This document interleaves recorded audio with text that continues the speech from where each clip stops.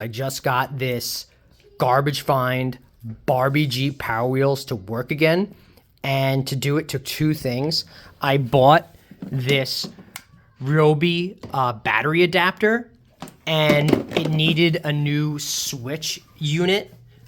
This cost $13 and this cost $25. This is the old one. It was kind of in bad shape.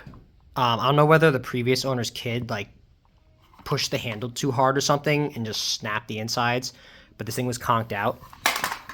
So I got a new one of those, and then I put this in and I hooked it up, and this is the one thing I'm making this video because I want to help people with, is I got this new thing and this new thing.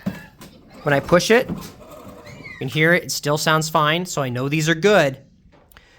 And this is also hooked up correctly with the lower part is just the black, the red and the orange, and then the these wires here are going to the two motors. This is hooked up right, so I knew this was right. I'm like, why? And I was clicking this. Whoop, you hear that working? It's working now. But I clicked that, nothing was happening. I'm like, why isn't this working? So here's the thing. This, when you get this Ryobi adapter, they sell a bunch of them. This is the one I got that goes with the Ryobi battery. They sell other ones that go with other types of batteries. But what I didn't realize is this fuse bank thing here, when you receive the shipment, it's in a cardboard box, and this is in the cardboard box. And in the cardboard box is a little plastic container. Not container, it's like a little plastic bag. And in that are what look like spare fuses. But as I was racking my brain, I was like, you know what? Wait a minute. So I yanked this thing off. I yanked it open, and lo and behold, this, when it's delivered to you, the fuses weren't in it.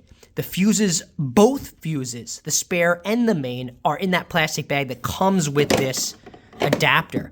So there was no power. There was no power going through, even though the battery was there, because the fuse wasn't in it. So when I took the little fuse, hold on, let me see if I can get this open. So when I actually went, oh, there it goes. So this is the fuse.